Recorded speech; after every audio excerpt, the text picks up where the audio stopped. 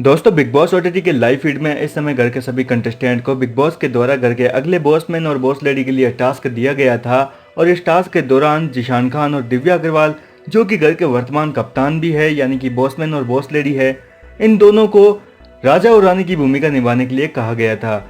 यानी कि पूरे टास्क की पावर इन दोनों के हाथ में दे दी थी, जहां इनको घर के बाकी कंटेस्टेंट को समय समय पर नियमों की उल्लंघना करने पर एक एक फ्लैग देना था, वो भी इंडिविजुअली। लेकिन दोस्तों जिशान और दिव्या ने इस टास्क को बिल्कुल भी सीरियस नहीं लिया था, जिसकी बदौलत बिग बॉस ने घर के सभी कंटेस्टेंट के सामने इन दोनों को कड़ी फटकार लगाई है। साथ ही साथ घर वालों को कहा है कि आप लोग भी टास्क को लेकर बिल्कुल भी सीरियस नहीं हो रहे हो, जबकि ये इम्यूनिटी वाला टास्क है।